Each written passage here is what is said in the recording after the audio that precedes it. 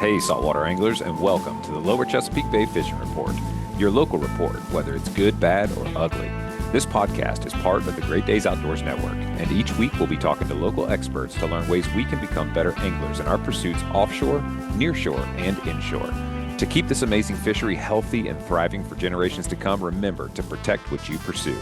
Summer fishing is fired up with warm water and hungry fish moving into the bay. So let's hear who's making the show possible, and then we'll jump into the reports. Boaters know the unexpected can happen. That's why Seatow offers 24/7 on-water assistance with priority service for members. Whether it's a dead battery, running out of fuel, engine trouble, or needing a tow, Seatow's fleet is ready to help. Membership includes unlimited towing in your home area with no distance or dollar limits, fuel delivery, jump starts, and more. Plus, members receive exclusive discounts on fuel, electronics, dockage, boat insurance, and other boating essentials. With over 500 ports nationwide, Seatow has you covered wherever you boat. Join today at seatow.com/Great Days. Seatow, your road service at sea. All right, ladies and gentlemen, welcome to this week's show. Excited to talk to this guy who's been on the show several times. I think I mentioned last week I got to meet him in person for the first time while receiving some buckets. Captain Mike Hosang with Fishing for Mortgages. Welcome back to the show, Cap. How we doing? Hello again. Appreciate you having me. Yeah, man, it was great to meet you in person and shake hands. And it was cool having that little reunion down there with you and Captain Eric and Jenny and Captain Eric's brother Hunter. Um, it's just a good reminder of the good people that we have in this fishing community. Yeah. And I got some buckets down to Austin's buddy Chris, Meat Man. Is that right? Yep, Chris Meatman Martin. I think he's known as Takedown Sport Fishing on Facebook. That guy has it made. He's a teacher, but then he has the entire summer off. And so he can just spend every day Ah, cobia fishing. So it's like the perfect setup for him. But at any rate, I'm excited to talk to you because, in the off season, we talk about your adventurous trips where you go and, shoot fish all over the world, Costa Rica, yeah. all these cool places. But then as soon as the temperatures get right here in the Chesapeake Bay, you're out there chasing cobia and sheepshead and of course, going to some cool places like the Windmills, for example. So but before we jump into that, maybe give us a quick recap of who you are, what you do, and what's hot news in the mortgage world right now. All right. So yeah, Michael Hosang, Atlantic Coast Mortgage. My website is fishingformortgages.com. That's fishing the number four and then mortgages.com.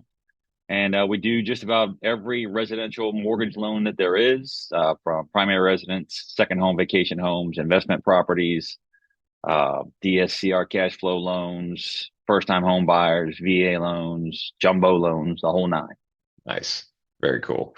And what's the sort of latest and greatest in the home buying world? Folks, I think a year and a half, 2 years ago, was interest rates were the hot topic. What's going on these days? What's the shift? It is really still the hot topic. There was anticipation towards the end of last year that we're going to start seeing some drops, new Fed chair, yada, yada, yada. But now we've got conflict overseas, market uncertainty. So rates went the wrong way. Oh, it's They went tough, the man. wrong way. So that's still the hot topic right now. When are they going to come down? Nobody's got the crystal ball on that one because there's always something crazy going on. No doubt. We need to make sure that the folks that have south gentle winds on their prayer list also add lowering interest rates as well. That's right. South Uh, South gentle rates. yeah, south gentle rates. But what's crazy is like we've gotten actually decent weather so far this year. Obviously, it's thunderstorming its booty off right now, but so far it's been decent. And then what's Yeah. the catch 22? The whole state of Virginia's had a drought until today. Yeah. That's right. Until today, we got all our rain. Well, we got a little bit last Friday, but we're getting it Yeah. all last night and then today. That is wild.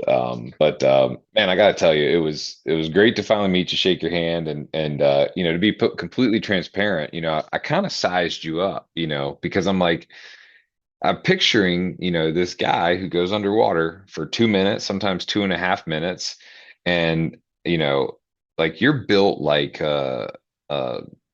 a biker, obviously, which is what you are, but like you're not some giant dude, so like I was expecting, this like Michael Phelps, 6'5" guy. Like And the reason I'm saying this is to give inspiration to, the average size person out there. Like you don't have to be some super Olympian athlete to be able to go do free diving, right? You just have to have your lungs conditioned. So Right, how dude. I so mean, I know big fellas that are unbelievable free divers. I mean, the guy that taught me is a big dude. He's not fat or anything, but he's just a big, hefty guy, and yeah. he's a freaking. I mean, this guy will take an anchor down to 120 feet, clearing the whole way down, not kicking his fins once, get down to 120 feet, go hunt, come back up 2.5, 3 minutes later. You mean ride Yeah, the anchor down, like grab the anchor and ride it down? correct. Yep. That sounds crazy. It is crazy. It's not something That's I would ever do, but yeah. no, I know. I mean, like I had a picture in my head of like what a, strong free diver would look like. And I'm thinking, giant barrel chested, super like bulging muscles from like being able to swim so hard. And it's more of an endurance sport than it is a strength sport. Yeah, man. I'm just a tall, lanky dude. I'm 6'3" and I weigh 173 pounds. I'm 6'3" and I weigh more than 173 pounds, which I'm sure you sized me up when you saw me too. I'm the hefty fellow that you're talking about. So I would have to ride the anchor chain to get to the bottom. But I guess that's kind of part of the diving experience is like learning what movements and things you do consume oxygen faster than others, and I was a swimmer and a surfer, and so I can think about like when I'm underwater, just trying to like relax and do like a breath hold. It's like, okay, I can make it to 2 minutes, but I'm like perfectly still, not exhausting any energy, So like, how have you learned over the years to manage your like oxygen consumption? Is it more about breath holding practice or more about your general like respiratory conditioning that your body Yeah, can hold so on? the bike helps you out a little bit just as far as being in shape is concerned. However, practice for free diving, it doesn't translate to cycling. So, they're for the most part they're separate. Okay. Yeah, and cycling, especially when you get going, you're doing 28 to 30 miles an hour on a pace line. You're hyperventilating. Your heart rate's through the roof. Where spearfishing, you're just being as calm as you possibly can, lowering your heart rate as much as you can. I'll be on the couch practicing, and I'll get my heart rate into the upper 30s, lower 40s.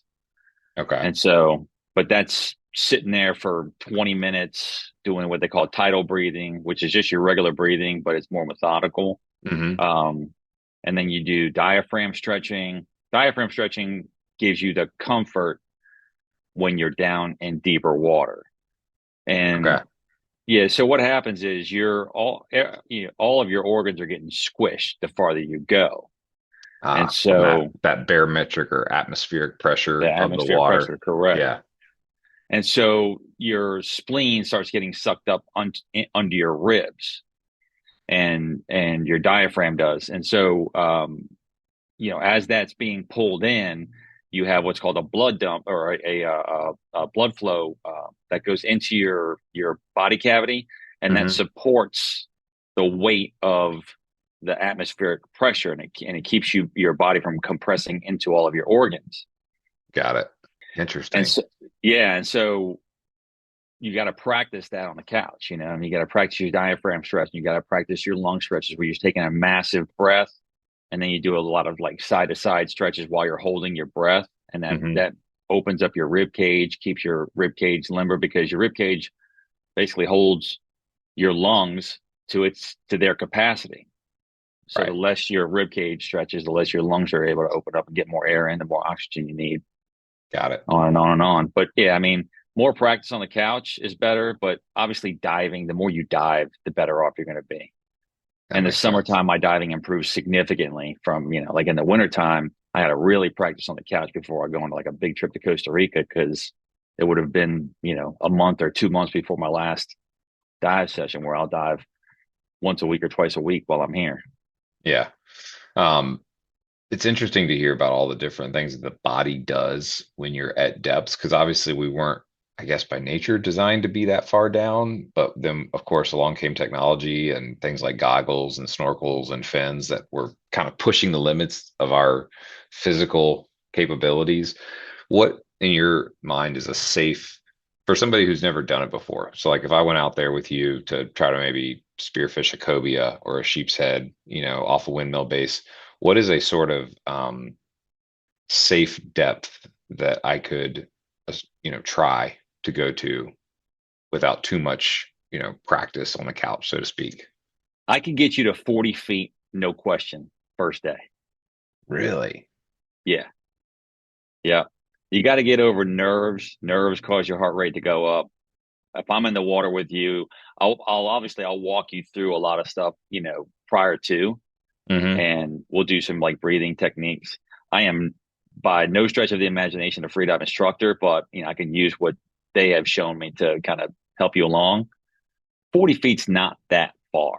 We're probably talking 15 seconds and you're at 40 feet. And that's not like trying to kick really hard. It's Right. methodical. Also, entry into the water makes a difference. Being hydrodynamic makes a difference. A lot of people go down, they got their arms stretched out, they got their gun pointed the wrong direction, and the current's Yeah. taking you. So, you might, if you go at an angle and you're trying to get to 40 feet, you might be swimming 60 feet before you get to a 40-foot depth because because of the angle that you're dropping in it. Instead of dropping straight down, tucking your chin, pulling your gun into yourself, keeping your arms closed. All those little tips and tricks. But 40 Oh feet, I yeah, mean, that's deeper than I would have ever imagined. I would have been thinking maybe 20 feet, but 40 feet. And at 40 feet, am I able to reach the target species, or do I need to be ready to like learn to go to 100? man. In the bay, shooting cobias, a lot of the times they swim right up to you on the surface, but it's so now it's the quickness, and Hmm. it just depends. One year, 2 years ago, like Austin and Travis and those guys they'd come up to me like, "You seeing them?" I'm like, "They're down here. Get the knocker rigs out." Because they Yeah, were just not at the surface at all for almost the whole year. But I every time we remember that. dove, I mean, I've got the videos, on Instagram from 2 years ago, but you just get bum rushed by 40 or 50 cobias all the way at the bottom sitting on the rocks. And we had our two. So at that point, we're just looking for some like really big sheeps. Hmm. And you go down and it's, you're accosted by them, so you're just That's sitting there. It was cool. I went down one time, I just sat down on the rocks and they were just swarming around me. They don't What get a cool spooked. experience, man. That's Yeah, that, it's that's really stuff neat. people dream about, like just to be that close, encountering nature, like something that typically with like a rod and reel is just like you feel so far away from the fish, and then to be that close. Like I remember the one and only time that I got to go underwater on a scuba tank was in Lake Gaston, and I'll never forget like coming, nose to nose with a big largemouth bass, and he was like not even remotely bothered by me. And it was just so interesting how like being in their environment with them, it's like you're no longer a threat. But like when you're, up above the water, if you slap the water or they, whatever, they scram, So it's just so interesting the paradigm shift when you're in their environment with them. All of a sudden, it's just like, oh hey, there goes a big. I guess that's just a really, really big one of me swimming on Yeah, by. it is interesting. Sheep's on the other hand, it definitely safety in numbers. So if there's a sheep NATO going on down on a set of the bridge poles, a lot of the times they'll spook, but they'll come right back. So if they Right, spook, you just stand still, don't move, don't dive anymore, no more kicking, and you're inverted up against the pole and just don't move at all. A right, lot of the times they'll come back and give you a second look and like, okay, right, that guy's no threat, and then you shoot him in right. the face. Yeah. Exactly. So I think one of the things that people are going to be most interested to hear about is, you know, targeting cobia, or really anything out at the windmills right now. I watched your video from the other day, where you said that you were out exploring the windmills, and got a hold of a couple of really nice sheep's heads. So describe for our listeners what a windmill looks like under the water. Like once you dive in, you see that big yellow base, you dive in. Like as you go down the depths, what are you seeing underwater? So the two main windmills that have been there for a long time, those have these grids. That's the very first part of that video that I posted. Okay. And that grid goes all the way around the windmill. It starts at about probably 35, 40 feet, and Okay. then it ends at about maybe 55, 60 feet. So I feel like it's maybe a 15 to 20 foot span. Doesn't reach all the way down to the bottom. And I don't know if that was some sort of a stabilizing grid that they initially put, but maybe don't need for the new ones. I don't know, but because they're not on any of the other ones. Oh, interesting. And you're talking about those like large sort of, they almost look like big handles coming off the side, going Yep. down vertically. Yeah, I Yeah, I describe actually, it as like a big staple almost. That's what it looks like. It looks like a bunch of single staples that go all the way around it. right. And how far off of the windmill does it actually stick? It looks like maybe what, 10 feet, 12 feet? No, it's probably 4 or 5 feet. Okay. But then Yeah, they they go look big down. because the GoPro's like right on top of it. Right, right. Yeah, and inside of that particular grid on those two, fat daddy togs up in there. Ah, Of course, they're out of season, so they're just laughing at you. You know, like no, old Bugs Bunny or Wile E. Coyote or whatever. They hold up a sign that says right, "Can't shoot, out of season." right. But it's almost like you couldn't even hardly target them there anyways because they're so tucked into that infrastructure, like you would get No, snagged man. no matter what. No, it's wide open enough that I mean, obviously you want to get a good shot, and Right. so you're gonna. What I do typically is I get down there and I lay on top of that grid, Uh-huh. so that way I'm going to be shooting down because you Hmm. can't shoot at the windmill. You don't want to damage the windmill for Right. starters. You Right. also don't want to damage your spear or have any recoil if the spear hits it and comes back at you. You don't want any of that. Right. Um, so just being careful, being of course like I am safety conscious. Right. But yeah, what I did do typically is I just lay on top of it and then I'll rip some of the like growth that's on there. I'll Or to rip it kind of off. create like a little chum in the water. Oh man, they hear that noise and they come running. Big old knothead sea bass will show up Ugh. because when you get down there, they'll all kind of scatter. But as Hmm. soon as you lay down on that thing, you start ripping some stuff up. Here they come. And I'm sorry, a minute ago, what I meant was tough to get them on rod and reel because they're so pinned close to Oh the. yeah, no way you're getting them on rod and reel. Right. Yeah, they're pinned And so most close to people, when they're that tog fishing, they drop infrastructure. it all the way to the bottom. Right. Right. So if you're on either one of those sets and tog are in season, I recommend dropping it down to about, I don't know, 35 to 50 feet Hmm. max Hmm. and letting your little fiddler crab or whatever it is hang out there. Yeah. And it brings me to a really exciting new technology that they're bringing to boats. It's called Hosangar. So you're familiar with That's right. traditional sonar, but there's now Hosangar, which is when the diver goes down and tells you the exact depth to drop your bait to. That's It's right. better than any I- live scope out there. I'm the real live scope. Yeah, it's the literal live scope. Turn your dock into more than just a place to park your boat with Slipski's Dorado Oasis cover. Engineered for both beauty and protection, the Dorado Oasis transforms your dock into a shaded, all-weather living space, perfect for relaxing by the water or entertaining friends. Built from marine-grade aluminum and premium fabric, it also provides year-round protection from sun, rain, and debris. Whether you're lounging dockside or keeping your boat covered and ready to go, Slipski delivers comfort, convenience, and peace of mind. Slipski, think outside the boathouse. Visit slipski.com. So, okay, so we get down past the grid, and obviously we're going to talk about some other windmill bases too, right? Yeah. Okay. So we get down past the grid, and then what else do we see as we get towards the bottom of that windmill? And then you're back to the windmill itself is just a straight post all the way down. Those two particular ones have the grid around it. Once you get past the grid, you're back onto the straight post. There's a lot more growth on the bottom there, Hmm. and then you're into the rocks. Okay. I think those two are like 60 feet, 65 feet to the bottom, maybe. Yeah, they're in a little bit shallower water. Yeah, and there's a couple that are also in the like 60 to 65 foot range, Hmm. and then they start creeping up. The farther you get out, now you're into 70 and 80 and 90, 95 foot ranges. It's good to actually look at before my last trip out with my buddy Alex Field, who does, real estate and property management, also incredible fisherman. Um, I was looking at the contour chart, the relief shading, and realizing like a good thing to think about when you're targeting which windmill bases to go to is where are those windmill bases in relationship to the contour lines. Hmm. So that's my little tip. He Um, actually texted me yesterday. He's like, "You didn't dive 80 feet to the bottom of the windmill, did you?" I'm like, "You saw the video?" No. No, I hit him back. I was like, actually, that one was only 70. Oh, okay. Yeah. Because there are some where the bottom is 98, 100 feet. It just depends. But like I'm pulling up my active captain right now, and it's cool because you can look at the relief chart and you can see where, it's 84 feet deep, 96 feet deep.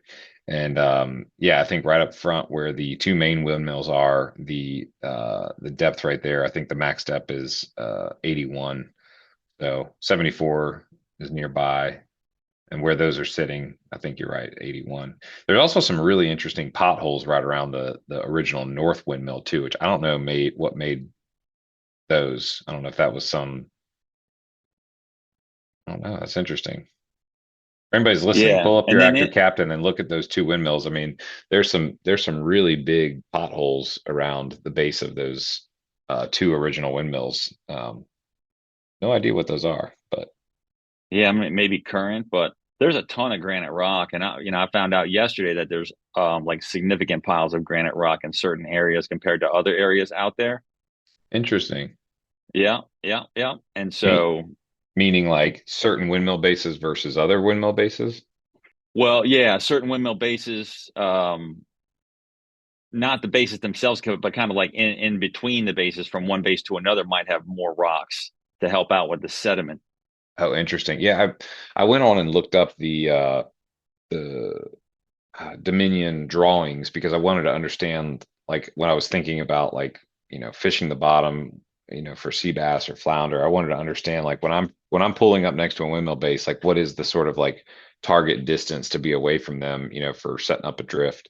And I forget the technical term that they call it, but there's a term for it. But they have those 1 to 4 foot granite boulders that are 70 to 90 feet out around the base of the windmill. And why I wanted to ask you about this is because I saw their drawing, but would you say that that's reflected based on what you saw at the bottom is a sort of circle of rocks around the base of the bottom that's roughly 70 to 90 feet circumference?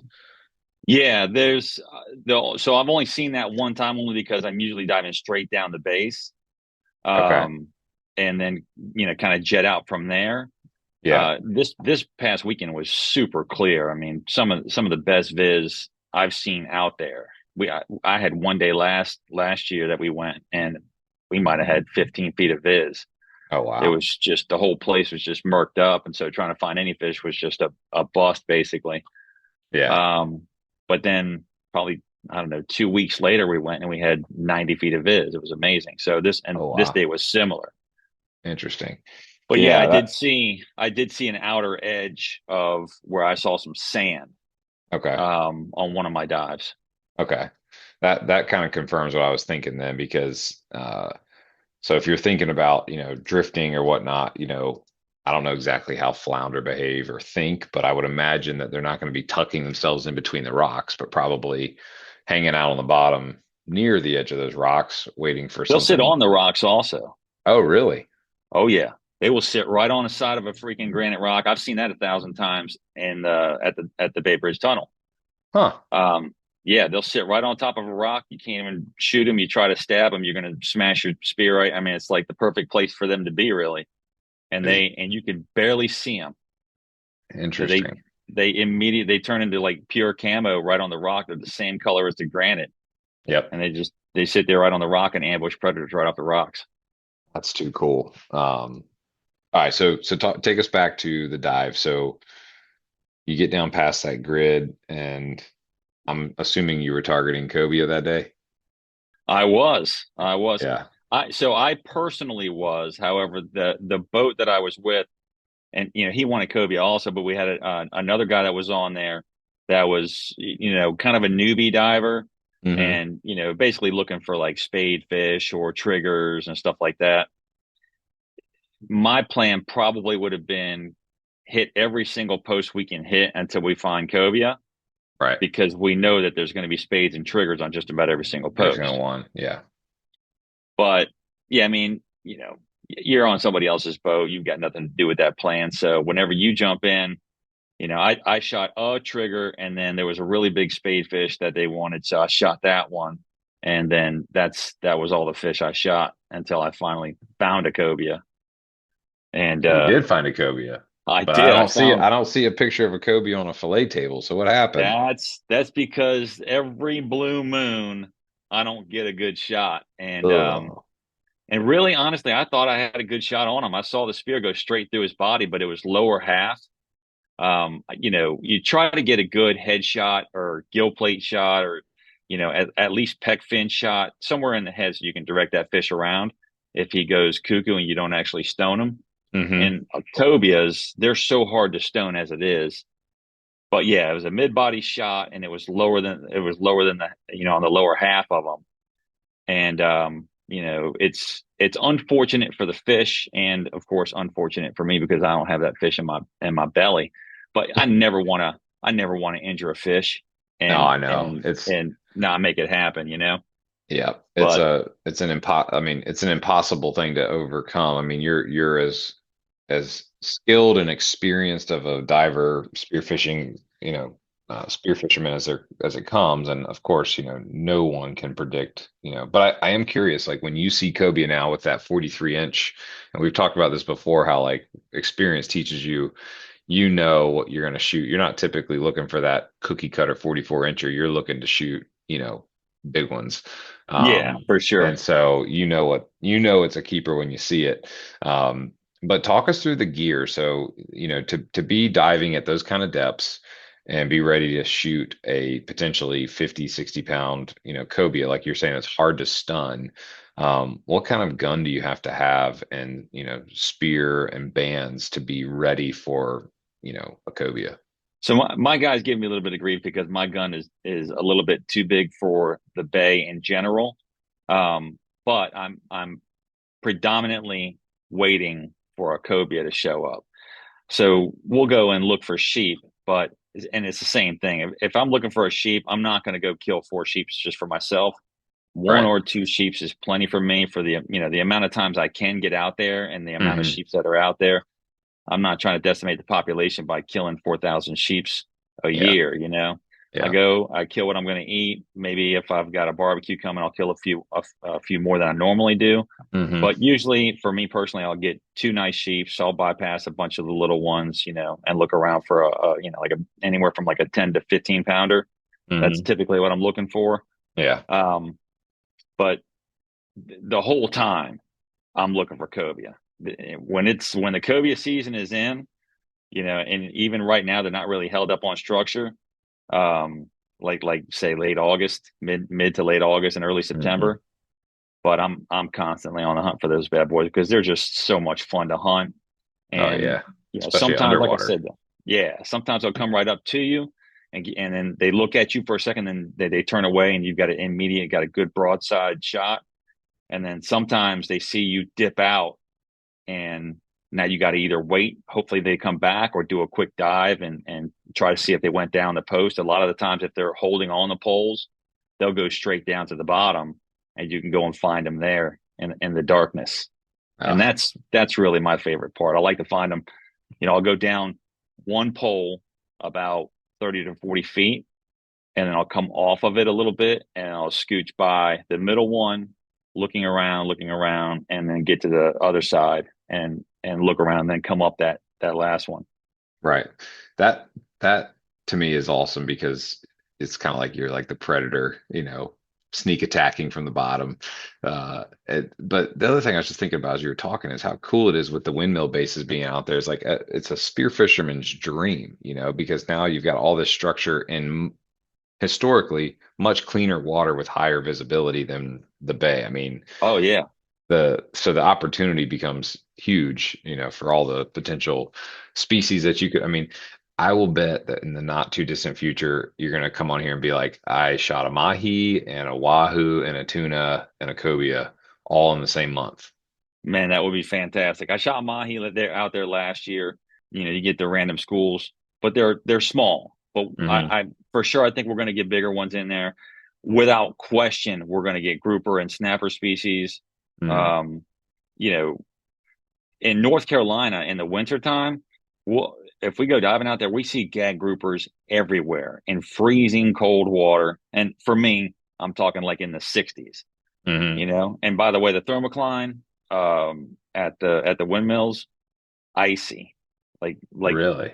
yeah, like lower mid 60s after probably 20-25 feet. Surface temp Wow. was about 72, and you hit the thermocline. When you hit the thermocline, it looks like, you know how you see the heat coming off of your grill in the summertime when you're Yeah. barbecuing? Yep. That's what the thermocline looks like in the water. It looks like that really thick, hazy stuff that you can't see It's through. kind of like you can you feel the thermocline? Is it just like an Oh actual man, like hard it's cut? yeah, it's like you just walked into a refrigerator. That's crazy, man. Yeah. Recently was going offshore, and I swear it felt like as soon as we left the green, blue, and got into the blue water, maybe like the 20-mile mark roughly, the air temperature dropped like 10 degrees. And it was That almost water's like chilly. that, yeah, that cooler water. It was exciting just to feel, and also when it's like 90 degrees on land and you all of a sudden hit like low humidity 80, it feels fantastic. Uh, but This doesn't I feel digress. fantastic. This is what it feels like to me. I'm taking a nice warm shower Hmm. and somebody shuts the hot water off. That's fun. Um, so talk me through your actual gun setup. Like, what do you use? What brand of gun do you like to use? And how many bands do you have on when you're going hunting for cobias? Yep. So my gun is a Rife Metal Tech 44. It's actually discontinued by Rife. They don't even make it anymore. It was used to be a scuba made really for a scuba diving Okay. spearfishing. It's metal versus like a lot of the wood guns or the carbon guns that are out there now. It's got three bands. It's got a 48-inch shaft, eight Oh, millimeter wow. wide. It's heavy duty, and it's got a dual flopper head that looks like a um, I don't know, looks Like like a an old harpoon tip? Indian. Yeah, it Oh, almost looks like a harpoon tip. Yeah, yeah. Except instead of it being like, like a harpoon looks like an old Indian head huh. arrow for a Yeah. for an Indian arrow, but it's it looks like that on the front on the very tip, but then it's got two floppers that hang down that are loose that flop back and forth. So once it goes through the fish, the water and the pressure of it flop those Open up. two. Yeah, they open up and it can't come back through the Ah, fish. got it. Got it. I remember that one time that I saw you and you were struggling. That fish was pulling so hard. The the thing that held onto the flopper or whatever it was had come off or come loose or Yeah, whatever. yeah. Yeah. It's a small tuna clip on there. Yeah, that's what it was. No, it But didn't come loose. I never closed it. I shot a that's sheep right. prior. That's right. Yeah, That's right. Yeah. yeah. It's That it's a sucks cool too. it's a cool piece of equipment to think about how it works. Like, and for those that are listening, like we're describing it using our hands and word pictures here, but basically, um, you know, the tip of the It's an spear. underwater crossbow. Yeah, there you go. And Not then obviously not as wide, more streamlined, but yeah. right. And then just in the same way that the way that a harpoon works is like as soon as it completely pierces through, that tip, basically balloons, opens up and becomes a catch that does not allow the fish to come off the other side. So hence why the band sizing is important because you have to make sure that you're for lack of better terms, using the right caliber of weapon to penetrate Correct. the target species. Because if you shot a cobia with a one band gun, you might just get halfway into its body, hurt him, piss him off, and then he swims and puts a little bit of pressure on that and gets off. Which you don't want Yeah. to have happen. So, Yeah, you got a um, little one band gun. A lot of the times, it's just gonna like bounce off the side of his noggin. I mean, not even I've penetrate. seen. Yeah, you got these little like 65 and 75 one band guns. Um, this one I would say is probably equivalent to what they call a 110, by centimeters. Yeah. Um, where most of the like the small bay guns, a lot of people will use like a 65 or a 75. A lot of people are turning into pneumatic guns, which is just a Interesting. um, yeah, pressurized bladder inside the gun basically, and Huh. then yeah, and then you lock. There's a locking tool that you put on the tip of the spear, and then push it back into the barrel, Okay. and then the pneumatic just it's almost like a CO2, and it Okay. just blasts the spear out that way. Got it. Interesting. That's interesting. There's so many cool pieces of, equipment that you can have, but I mean, aside from equipment, I know we've talked about this several times on the podcast. Your most important equipment is your safety equipment as well as your float plan and your buddy that's up above. So just real quick brief on safety equipment from the boat down to underwater. What are your must-haves whenever you go spearfishing? Yeah, first and foremost, dive flag. You want to make sure everybody around you knows that you got divers in the water. And then, of course, having a buddy diver in the water with you, that's ultra important. Um, and especially a buddy diver, if you got a buddy diver that is not either as good as you or can dive as deep as you want to be diving to their depth, not your depth. Because if you Got it. dive to your depth and something happens at depth, they're not going to be able to come get you. Right. And then, of course, I use a free dive safety vest. That is like my next dive buddy. Mm-hmm. And that'll deploy at a prescribed depth that I have, and it'll deploy at a time that I have, and then it'll also deploy if I come up and then within 30 seconds drop back below the surface. It'll automatically deploy. And then I've also got a rip cord, so that if I'm at depth and I'm on a reel gun and I shoot something, maybe I shoot a big wahoo or something that starts taking me for a ride and I need to get to the surface quickly, I can pull that rip cord and I just become a buoy. Got it. The opposite of an anchor. The opposite of an anchor, exactly. That's a crazy thing to think about, a fish being so strong that you can't even swim against it, that you'd have to deploy your vest to become buoyant to fight that fish to the surface. I mean, in all seriousness, that's a 50-pound cobia. Right. You think rod and reel, okay, I'm going to fight a 50-pound cobia to the boat, get him in the net, lift him over. Not that big of a deal. I mean, it's a big deal when you get a 50-pound cobia, especially if you've never got one that big. And and you love it, and it's exciting no matter how many times you do it. But if your gun locks up, if your reel locks up and you're connected to a 50-pound cobia and you did not hurt it, it 100% will drown you. And so it's either you let go of the gun, now a cobia is swimming around with your gun attached to it, which that's a total loss. Or you hang on to your gun for too long trying to fight it to the surface. Now you run out of oxygen and you black out underwater.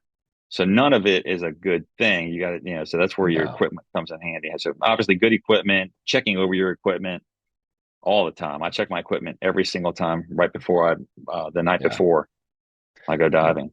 It's it's like a pre-flight check. It's like human nature. We kind of just associate ourselves to, whatever we're about to go do. And like, we have this like knee-jerk reaction in our head of how dangerous it may or may not be. So like if we were going to go like fly a small plane, we're immediately thinking, oh, if anything goes wrong, we're dead. So then like we kick into high gear for our pre-flight checks and our safety equipment, and all that stuff. I think about taking my boat offshore and I don't have Starlink and these other things. I'm writing out my float plan. Here's the number for the Coast Guard. I should be on this route. If I don't make a text message by this time, call the Coast Guard. Like, we're super engaged thinking about safety, but then like it can be really easy to get comfortable with diving because it seems so like innocent on the surface, like, oh, I'll just hop in the water with my fins and my spear gun and I go and shoot something. But the stakes are just as high as anything else, and we know this from your own personal experience, finding that body and pulling it up, guy diving without a fishing buddy, and he died, which is tragic and awful, but it's just like a harsh reminder that, take safety serious when it comes to spearfishing. Get a giant flag, be committed, don't cut corners. If your buddy can't go, you're not going. I don't know how else to say it. Just be safe out there. Exactly. So, well, what did you see on the other windmills in terms of the structure? Like, once you got below the surface, there wasn't a grid. Was it easy to see? Did some windmills have more growth than others, or was it pretty much consistent once you got under the water? Yeah, I mean, some of them had growth on it. Some of them didn't have growth. Some of them, I think probably they clean them for inspections. That's the only thing I could think of, because sometimes there's growth all over one and we go back to that same one and there's nothing there. I can't imagine. Yeah, I can't imagine something happened over the winter where all that growth just died off. No, it doesn't happen. That's bizarre. So I think they're probably going to clean them off, every now and then, just to inspect them, make sure they're not cracking or whatever the deal is. I honestly don't know the answer there, but that's my assumption, is they're cleaning them off. Got it. And so I would imagine all that growth just goes to the bottom, which is fine also. The Right. primary growth that you really want is going to be on the bottom anyways. That Hmm. side growth is secondary, which is great. The two main ones always have growth on them. I mean, it's going to be impossible for them to clean all that growth off every single time, especially with the way that grid is. And that might also be why they don't have those grids Ah. on the other ones, and just make easier to clean maybe. Hmm. I even dove one of the stations. Got a lot of barracudas there, but I didn't see anything else. There weren't any spades, there were no triggers or anything. Interesting. One thing I could Yep. think of is that there's maybe some residual electric current hanging around because that's where all the wires come back to. Maybe there's some subsonic, I don't know. I'm just thinking out loud what could be causing it. But barracudas, they're kind of more uh tough fish. So who knows? But either way, it's exciting to kind of get to take a glimpse of what's going on under the water out there. I think it's going to be really cool to see what comes out of that. I'm just going to call it the fish tank that is out there, that is slowly but surely becoming more and more populated as these things persist over time. So, Yeah, it's going to be amazing. I'm telling you right now for sure, especially like the fingers touch the outskirts of that grid. mhm. And they were cracking the yellowfins out there last year. I don't know if anybody's cracking them there yet this year, and I don't think so. I think people have to go a little bit farther out, or maybe go southeast, like to the North Carolina area. So I don't Mhm. think they've quite come up this way yet. Um, but for sure, I feel like getting towards the winter time frame, we're going to start seeing wahoo. I have a friend that already shot a wahoo there when there was only two of them up. Cubera snappers have been shot there. Wow. Yeah, and in fact, I saw a couple of juvenile Cubera snappers on one of the windmills. So it's only a matter of time for just an obscene amount of different types of fish species start showing up, Yeah. and I end up having to buy a bigger boat.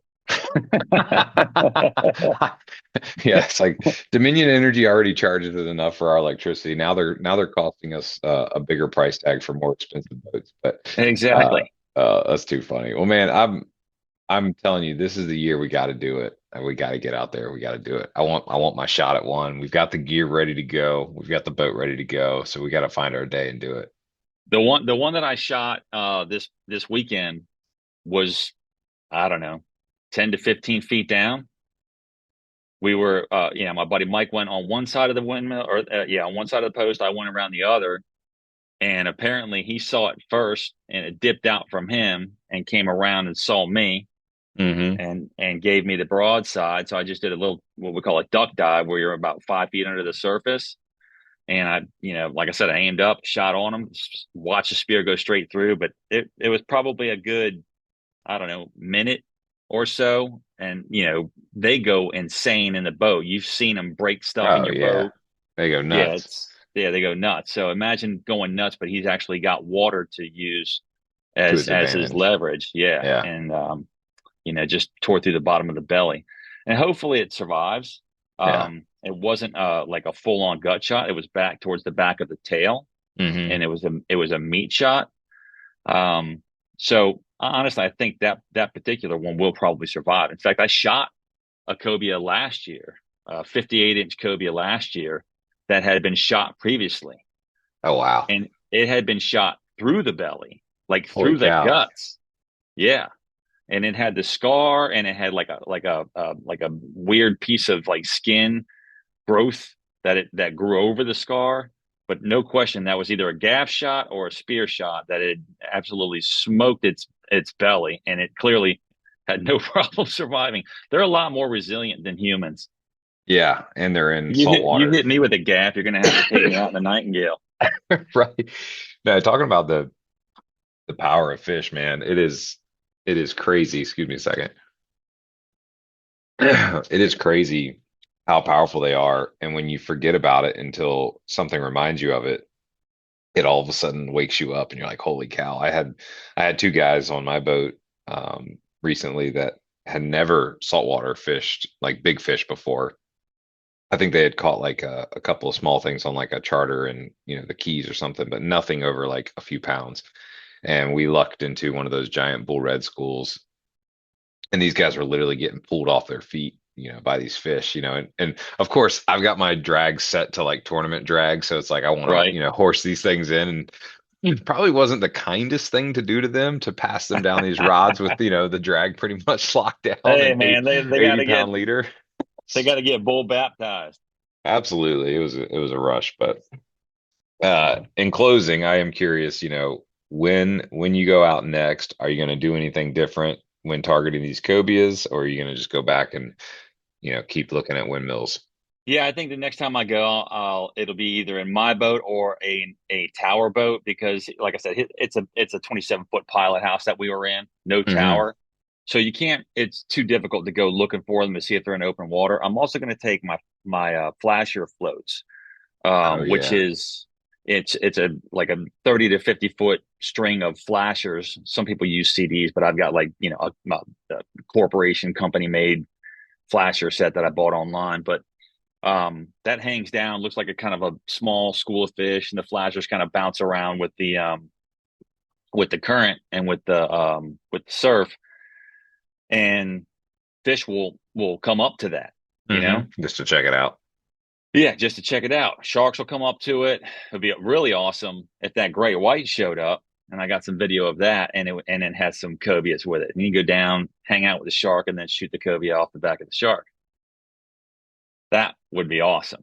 I mean, you're in. You saw how big my eyes just got. I'm like, okay, first of all, you're crazy to want to be in the water with this great white shark. And then you're like, oh yeah, let me shoot something that'll start bleeding right next to it. Come on. Oh man, I've shot plenty of cobias off of bull sharks down in Florida, and then I've shot cobias off of sandbar sharks in North Carolina. But yeah, I mean, seeing you being in the water with a great white, you're already in rare territory outside of surfers who don't even know the shark's there, you know. But like as Yeah. far as free diving, the spearfishing community, you're in rare territory when you're swimming with a great white. A couple of guys did last year. So I'd love to see a great white in the water. Just, I was in there a couple of years ago with a great white, but it was really dark, murky green water, and all I could see was the tail, and it was a 15-footer also. That's That's terrifying. terrifying. That is Yeah. terrifying. You have no idea where he's going to come from. You can't see anything. And I was the only one in the water at the time too. We were No, just getting thank ready to you. start diving, and so I try to be first in. Oof. But so that's terrifying. But in the clear blue, you can get a somewhat of a good idea of their demeanor. If he looks like Hmm. he's going to be frisky, he's going to come right up to you. I mean, it's 15-foot shark. You're a little appetizer to a shark like that. Man, I know. So you get a I saw. I think it was either Wreck Dog or Why Not. I think it was Why Not. yeah, wreck Maybe, dog. was it Wreck Dog? I Yeah. think so. That posted that pic Oh came right up to the yeah, the boat. video of the shark. Let me make sure I get this right. Yeah, it was Wreck Dog. So Bradley Gray, and Yeah, dude, seeing I got to see that thing out there. I think it was 2022. Eric Myers and Austin McDonald and myself were out there and swam right up next to my boat, and we got a GoPro video of it sticking it under the water. And I was like scared for him sticking his arm in the water, And then thinking about you wanting to like jump in there with them and swim around with them, I mean, I guess there's one of those things where I trust that you've done this enough that you feel enough confidence of like being in the water with a shark. You've had enough experience, enough reps with it that you know how they're going to behave. But the thought to me is like, if we were out there together and that shark was in the water and you're next to me, like itching to get in the water, like I don't think $1,000,000 would get me in the water. I'd get So you in there.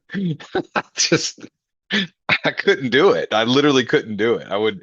You could have the $1,000,000 check stroked and then be like, get in the water for 1 minute with that shark. And I'm like, nope, nope, I'll Yeah, go to the soup kitchen. I'd I'm get you in good. there. I'd get you in there for $1. Well, hey, if folks want to follow your adventures or pick your brain for a mortgage product, what's the best way they can get in touch with you?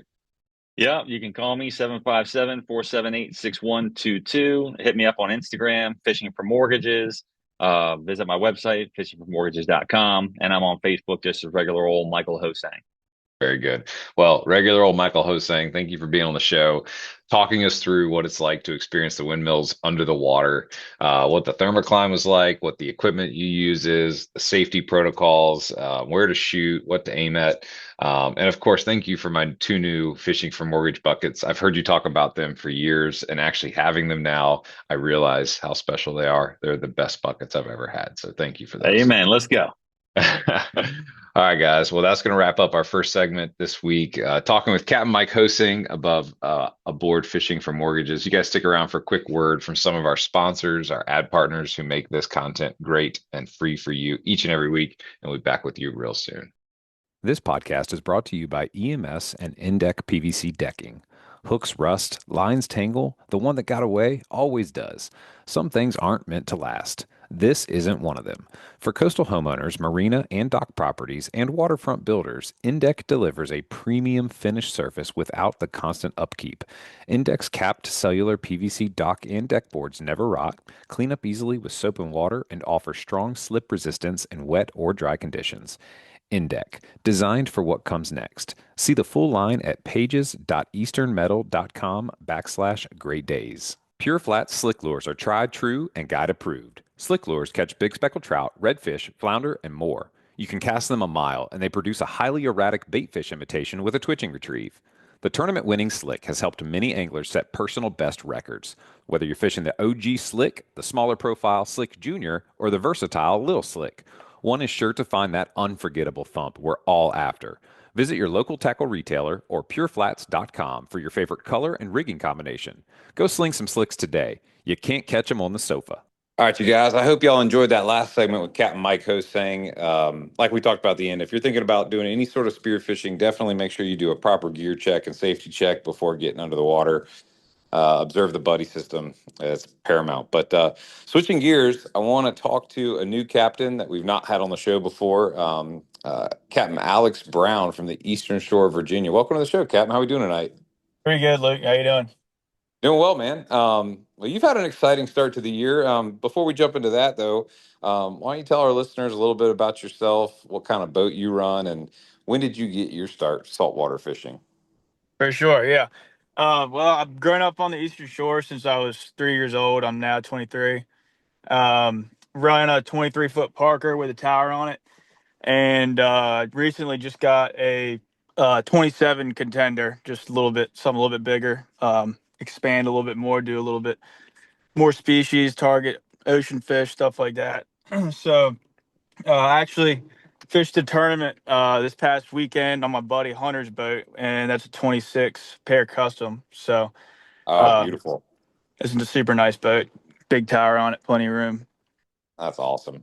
Well, and speaking of the tournament, so walk us through that. I mean, what was the thought processes leading up to the tournament, and then talk us through like what your sort of battle plan was. Like, talk us through the day, and then we'll get to the results later. But talk us through the day, like morning of the plan. Like when you go into tournament mode, what goes through Captain Alex's mind, and what did you guys do as a team to get ready and get out there?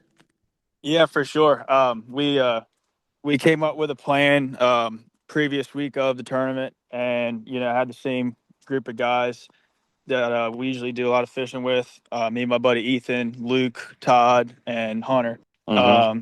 So beautiful day. Sun was out all day for the most part, and so we knew we were going to be sight fishing. Met, I don't know, around 7 o'clock in the morning, and eased out and just started looking around. And it was pretty slow for the most part of the day, and we see, but I don't know, maybe a dozen fish all day, Oh, and wow. just happened to stumble across the right one. I guess it seemed like there wasn't very many fish seen from everyone I talked to, and not a lot of big fish for sure. But Yeah. we got lucky and got what we needed. So So how you got the fish in the boat, and then kind of talk me through that decision making process because you guys were fishing the Cobia East Challenge, and you had to, I guess, do a tag, a serialized tag, and so did you have to make a decision whether or not to harvest the fish and tag it essentially? yeah, for sure. So I mean, obviously, as you know, and everyone else at Cobia fishes this time of year. usually it takes a much bigger class of fish to win something this big with this many boats fishing in it. Granted, the weather we had, so Yeah. we everyone was calm. I mean, it was definitely the bigger fish that we saw all day, and fortunate enough to catch it. But we Hmm. ended up hooking it, and it ate a live eel and popped off within the first 3 or 4 seconds of into fighting it. Oh no. So she ended up coming back up like I don't know 45 seconds later and capitalized, hooked it again, fought it for 5 or 10 minutes, something like that. Everyone stayed calm and did a great job on the boat. We ended up putting it in the boat, and yeah, we were all kind of in the air on what to do, Right. and because like I said, usually it takes a much bigger fish to win something this size of a tournament. Right. But I ended up keeping it, and thank God we did. So Yeah, I've been in that boat with you before where it's like you get a nice fish, like a nice like 53, 54 incher, and you're like, okay, it's 1:30, 2 o'clock. Do we roll the dice and let her go and hope for a bigger one, or do we want to at least show up and have a chance because you just never know? And for a fish like that, that's a really tough call, especially to make. What time of day was it when you caught that fish? it was probably about 11:30, 12, something like that, Ooh, midday. and the scales didn't close till 6. So that was a Yeah, really plenty of tough time. decision. That's a tough decision. And I guess the only thing that would make you sick to your stomach is if saw, like a giant blimp, 5 minutes later. But I want to go back, rewind the tape a second. So you said that the fish ate, but then you pulled it off after a few seconds. And Yeah.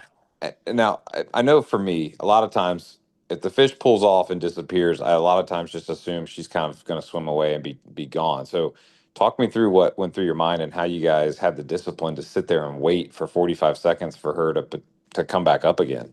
Yeah. So I don't know. I mean, I'm in the same boat with you. We after we casted the live bait out to it and hooked it, it was kind of like it was on there for a second, but it was kind of like as the hook set was going on, I guess. So I guess either she didn't feel it or she was super hungry. But we watched her eat the bait and set up on it, and by the time we could get a crank on it, she was off. So I don't know if I don't know if she didn't feel it or she, like I said, if she's that hungry or what. But she went down and came back up not very long after. So Hey, that's some good fortune right there. And I'm curious, so when you throw a live bait, I heard you say we watched her eat. So when you're fishing a live eel for a cobia, what kind of techniques, what do you deploy from a technique perspective to try to get a bite? I know there's several ways you can do it, but what do you like to do? yeah, there's a couple ways that I've done it, and I know everyone does it differently.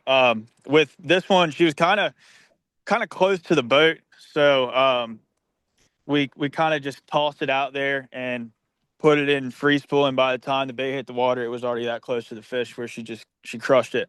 But Yeah, that's what it you want to see. That's what you pray for is a hungry fish. yeah, so she's coming out of the glare on the left side of the boat and crossing the bow, and it was kind of just it happened so quick. But Yeah. if they're out there further and you got a little bit more time to adjust and set up on it, I had plenty of success throwing the bait out there, crossing the fish's face, making the intersection, and kind of getting them fired up on it and dropping back to them. Just Hmm. all depends, I guess, how they are that day.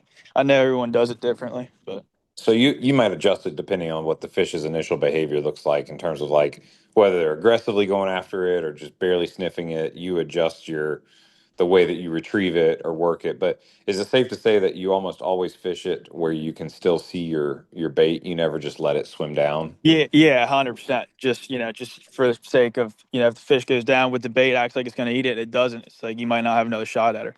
That's a really good tip. I think we've talked about it before. I know Captain Robbie Bryan and some others have mentioned that the reason it's so important to keep that bait up on top is that if it follows the bait down and doesn't just react to the natural swimming motion of the bait, well, if it decides not to eat, you're probably never seeing that fish again.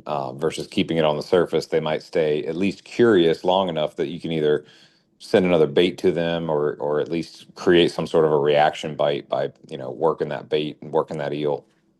For sure. Yeah. So you guys harvest the fish, you tag it, so in a sense your day's kind of over. Talk us through like what did you do from there? It's 11:30, you got the rest of the day ahead of you. What'd you guys do?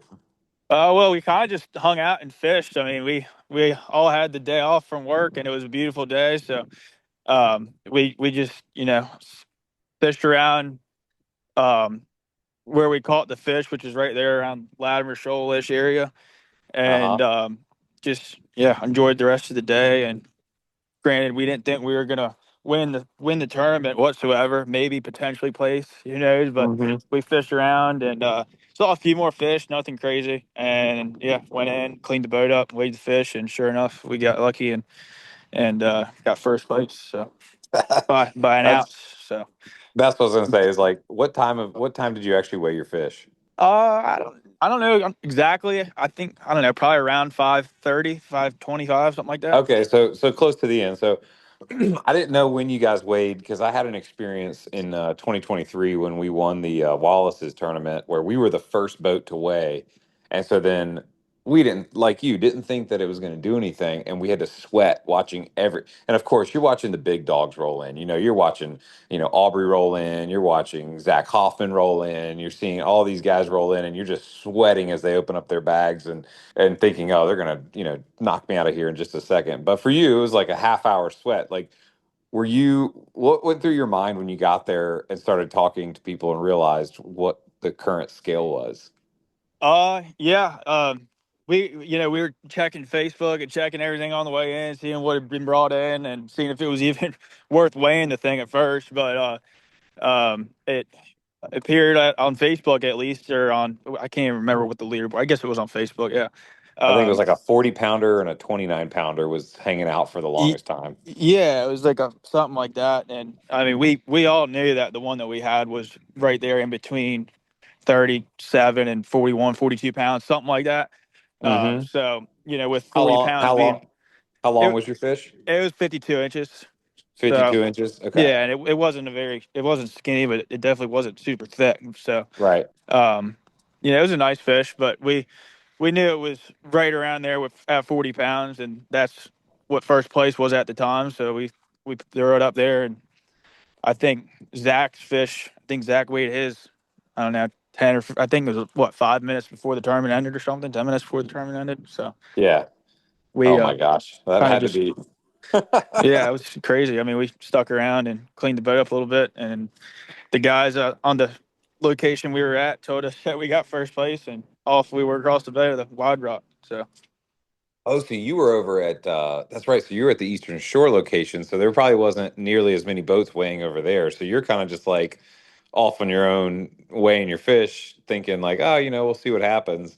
And then because I was picturing you being at the same location as Zach when he came to weigh his fish, and just that feeling of watching that fish go up there and probably being about the same size, and then that moment of seeing it being, an ounce less than yours would just be, I wouldn't even yeah, know how to behave. I probably would like spontaneously combust, just for realizing how close it was. For sure, yeah. No, it would have been different if we were at the same weighing station as Zach was, and Zach and Garrett came rolling up there. I know those guys are top guns around that area, and they run the bay. They're hell of a group of guys to fish with. So, Oh yeah, yeah, absolutely. Brandon, Garrett, Zach, that whole crew. They're for just sure, awesome stand up guys. That's why I'm also excited just to see Ben Shepherd and you guys and Hoffman at the top of the leaderboard because it couldn't go to better guys. And at the end of the day, what was the first feeling like when you realized that the scales were closed and you guys had won out of 112 boats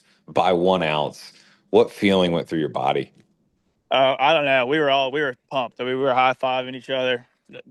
We were drinking beer together. I don't know. It was awesome. I mean, just because that time of the year, it's you don't know what's going to happen. Someone could bring in a 90 to 100 pound fish, and Oh yeah. it's just there's so many boats that are fishing it all up and down the bay, and with people sight fishing, chumming it all. I mean, I think Yeah, the one other year that we fished it, I think first place was like 80 some pounds, and second was high 70s or something. So, yep, I you was know, just thinking about that. I think it was a fish that was caught either chumming or just like right outside the mouth of the creek, like early in the morning. And it was 83 pounds. It was like an absolute hammer. And you're just thinking, oh my gosh. And I remember that day, um, I wasn't fishing that time, but I just remember seeing the post, and the post came out, at like 1 o'clock or whenever the scales open. I was just thinking to myself, like, if I was in the tournament, I would just like Oh, game over. So yeah, you're fishing Pack for it up. second at that place, and then second Yeah. place is 78 pounds or something. So it's like, Oh yeah. you know, That's wild. Well, it's cool. I mean, it's kind of a Cinderella story in a lot of ways, and it also is a really good reminder for anyone that fishes tournaments that like you really don't ever know. I mean, my buddy Alex Field and Austin Hain told me a story about like a 26 pounder that they won with one year because literally nobody had a fish to weigh because the fishing was so tough. So it's just you never know, and you catch that fish around 11, 12 o'clock that is a mid 40-pound fish, that might be it. And you guys proved it this year that 42.8 pounds can do it. It's just wild that, like you said, that many boats fishing. You would have expected some real big fish to come in, and I know some big fish that got caught that day. Logan Nestor caught a 69 pounder, 68 pounder, just recreational fishing, and then my good buddy Eric Heath was spooled up. They were out there fun fishing and caught a 47 pounder. He actually said they brought it into the scales at Long Bay, and there was a bunch of like the charter guys and some of the other tournament guys in there hanging out on the dock waiting for the scales to close that thought they might have contenders. And he said that a lot of looks on a lot of faces got real shocked when he pulled his fish up and dragged it up to the weigh station. He said he yeah, didn't wait. He guarantee. did. He waited till after he weighed to let him know that he wasn't in the tournament. That's funny. Yeah, for Yeah. sure. You never know this time of year. Like I said, I mean, there's how it is. There's people fishing far up as the Maryland Virginia line, bottom fishing, whatever. So it's like you never know till it's all You said and don't. done.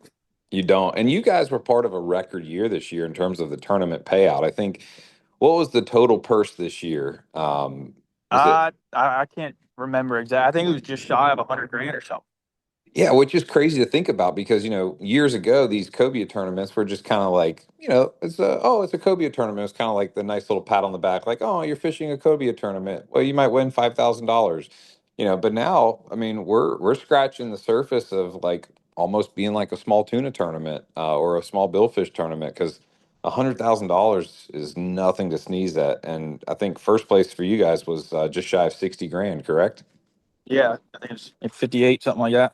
Yeah, I mean that's the kind of person. I mean, I just get excited hearing about these numbers because it's going to be cool to see what happens in years to come as the sport continues to grow in popularity and tournament organization continues to improve. Kyle Bell with Kyle Bell Homes and the Gorillas wrestling team that it benefits. He is a class act, and I think what he does that's so smart is the coordination of the different parts of the bay and the different way stations that makes it feasible for people from all over to be able to fish and get weighed in and register. That's the key, and he does a really great job with that. For sure, yeah. I know the night before we were talking to I think it was the director's wife or girlfriend or something that was running the show, running the tent at Cape Charles there. And, there's, what was it, 4 or 5 different locations. And Yep. she was saying that Cape Charles is, year after year, it's the smallest one. There's only a few boats that enter. So hopefully either more boats start getting in it involved or they keep it open, whatever. But I don't know. It Yeah. seems like there was, when we were there, at least there's, I don't know, like 2 or 3 other people that had registered. So Oh wow. from the Well, and shore. it's also always weather dependent as well. If it looks like a really crappy forecast, that tends to really uh, push a lot of the recreational guys out. Not everybody wants to go sit on a chum pot all day and choppy water. I certainly don't. The days of heading out and blindly looking for good fishing areas are pretty much over. Don't waste time and money on fuel searching for fish. What you need are the most recent, highest resolution images to not only know where to go, but where not to go. The knowledge provided by today's technology is critical when planning an offshore fishing trip.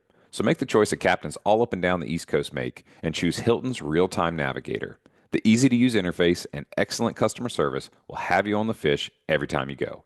Check them out at hiltonsoffshore.com.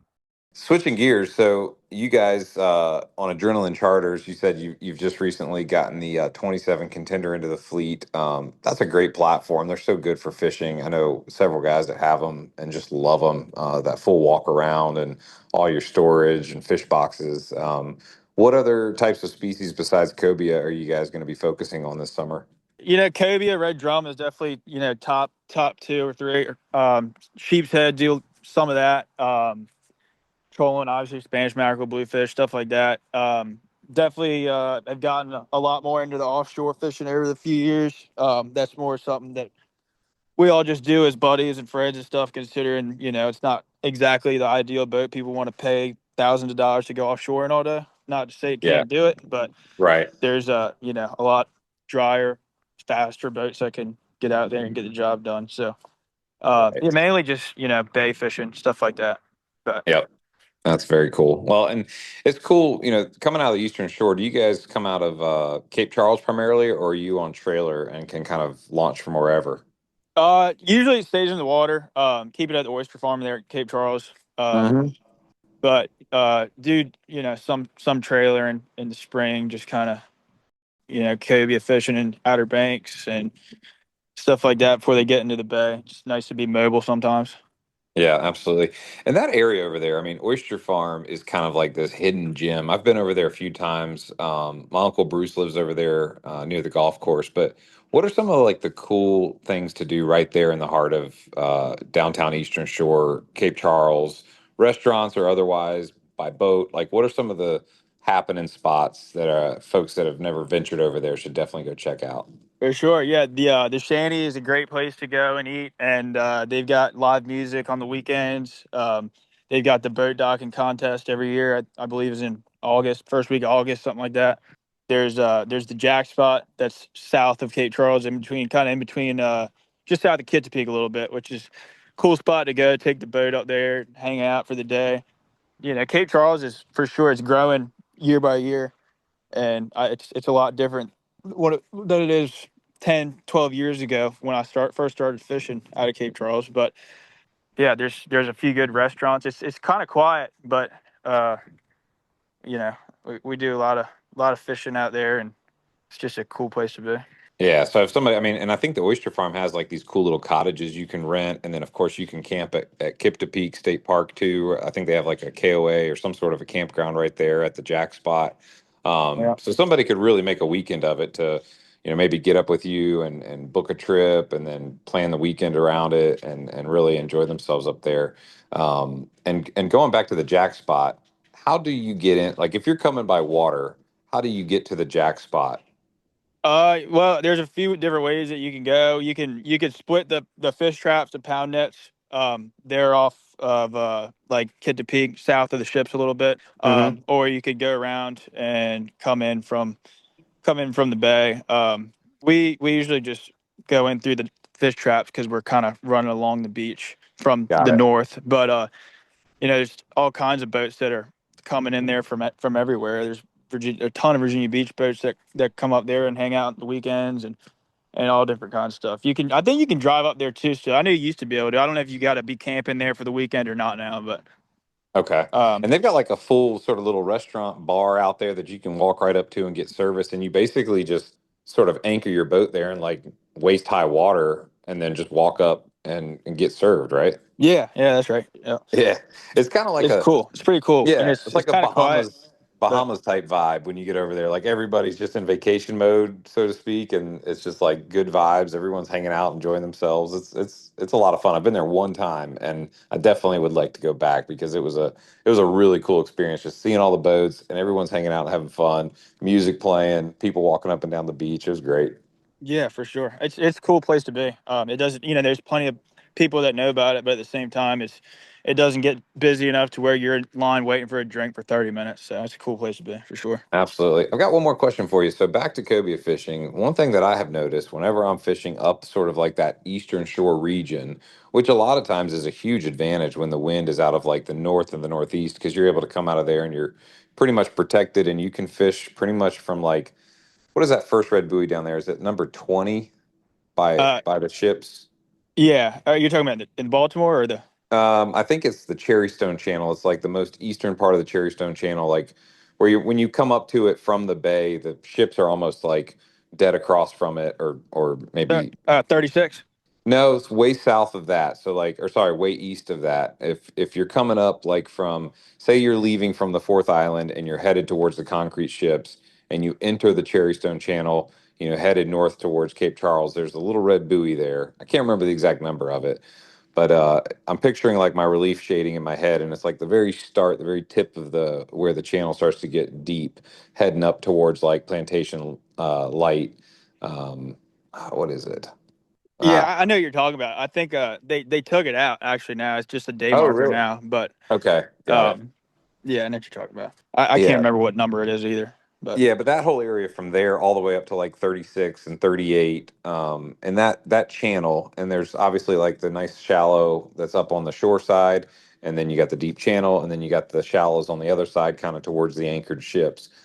The cobias just seem to behave differently there than other places, and I'm just curious if you've observed that too, and if you have any guess as to what it is about that area that causes them to behave that way.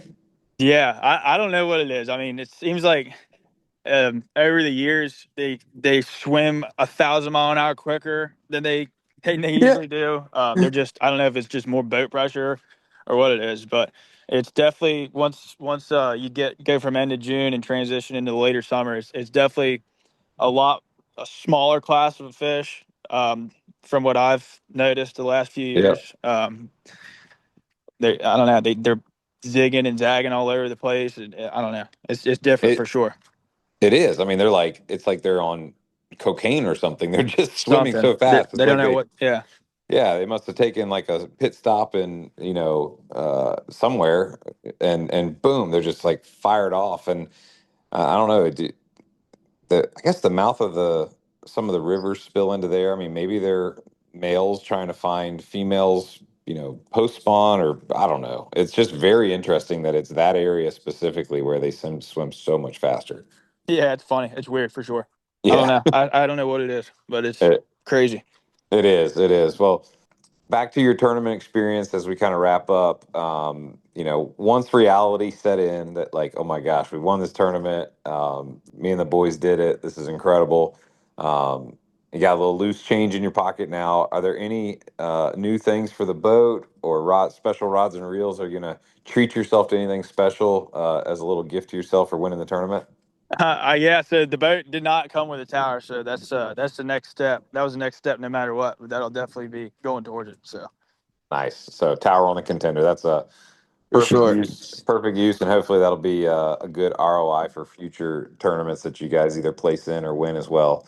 And if folks are interested in contacting you for, maybe booking a trip with Adrenaline Sport Fishing, or they want to follow you on Instagram or Facebook, what's the best way they can find you and contact you? Honestly, probably just either Facebook or Instagram. I've got some business cards in some of the tackle shops around here and stuff like that. But for the most part, it's just doing stuff on weekends and stuff like that outside of work. So I'm not advertising too heavily, but Got it. um, yeah, I'd say Instagram, Facebook, and then like I said, I got some business cards up you can find as well. But Perfect. Yeah, and you've actually got your I'm going to say this wrong, but I think you said it's a something ton license because you actually you work on the water for a living.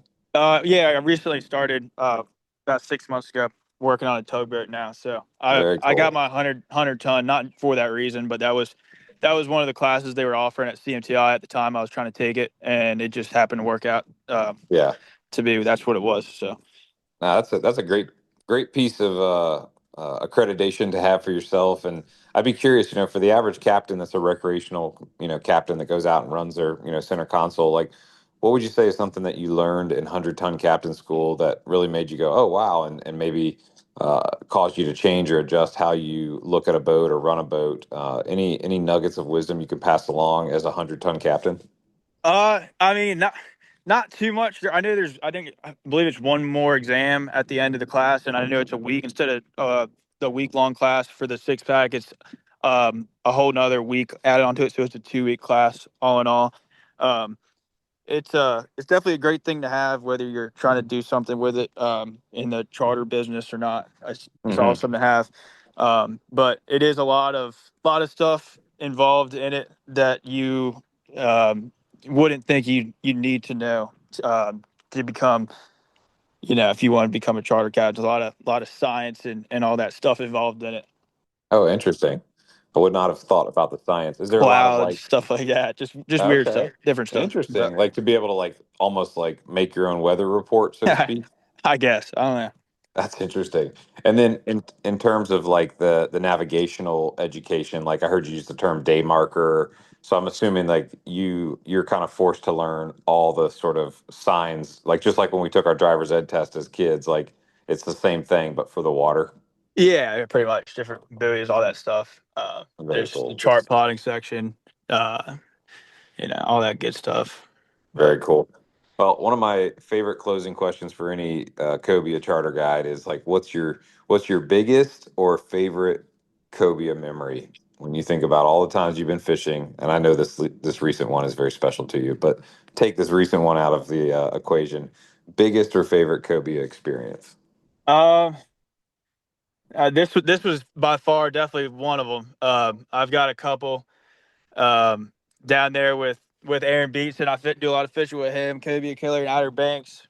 Yeah. He's got a guy that used to come up and fish for them for a week out of the year, early or late May, early June, and watched about I don't know. Definitely one of the bigger fish I've seen in my life. He almost had him on a fly rod, teased him up with an eel. It was probably about a 90-pound fish. That was awesome. Never didn't end up catching it or hooking it, but it was cool to see that. And then Yeah. um, I fish this tournament over here with my dad every year.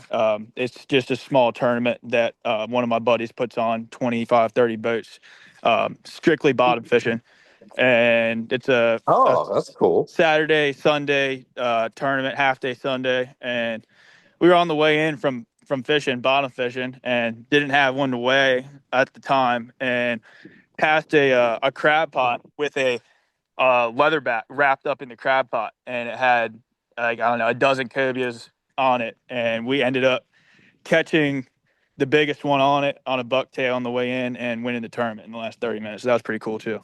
Holy cow, dude, that's incredible. And awesome to see a leatherback. I mean, those things are just unicorns. I mean, you hardly ever see them, which is cool to actually see one up close and personal. They're the size of like a small car almost.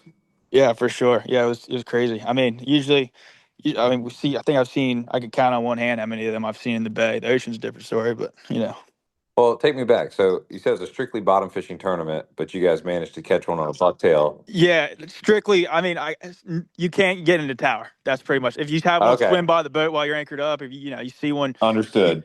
you can't be Understood. riding around Looking looking for for them. them. Yeah. Got it. Got it. Okay. So You, you made so my it's eyebrow slid. raise a little bit. I was like, wait a second. How's that work? Yeah. No, they let it go.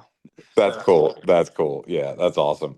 Well, Captain Alex, it's been really cool to get to know you a little bit, hear a little bit about your story, and your passion for fishing is evident. Your love for the water, man. Congratulations again on taking first place in the Cobia East Championship. That's a incredible win out of 112 boats, and to pull it off by an ounce, man, is just awesome. So congratulations to you and your whole team there aboard Adrenaline Sport Fishing. cool. Yes, sir. I appreciate it, Luke. Absolutely, man. Well, folks, that's going to wrap up a cool segment, getting to know a new guest on the show, Captain Alex, and hear his firsthand account of winning that tournament. What a special moment for him and his team. I can't even imagine finding out that an ounce did it, but you guys heard it here first. Hope you guys enjoyed this week's show, and the weather is seeming to shape up, so hopefully we got a good week ahead of some really good fishing. You guys, please remember your safety on all counts. Check your systems, your bilge pumps, your batteries. If you're going to be going offshore, make sure you're communicating your float plans, and always take care of your catch and be responsible with your harvest. Till next week, I lines y'all. Cheers. Warning, this product contains nicotine. Nicotine is an addictive chemical. Black Buffalo products are intended for adults age 21 and older who are consumers of nicotine or tobacco. If you're 21 or older and use nicotine or tobacco, it's time you charge ahead to Black Buffalo, America's only credible smokeless tobacco alternative. Black Buffalo dips just like the real thing, but without the tobacco leaf or stem. Get it now at Wawa, Circle K, Sheetz, Love's, Pilot, Racetrack, and many more that you can see on their store locator at blackbuffalo.com. Black Buffalo Tobacco Alternative is everything you love about dip, nothing you don't. All right, y'all, that's going to wrap it up this week. Please subscribe, rate, and review wherever you listen to podcasts. And remember, to get your free APCO Camo Sunglasses Cleaner Cloth, text the acronym LCBFR to 779-345-2918 to get your promo code and be added to our email list so we can send you the new show each week. You guys keep on whacking them and be safe out there.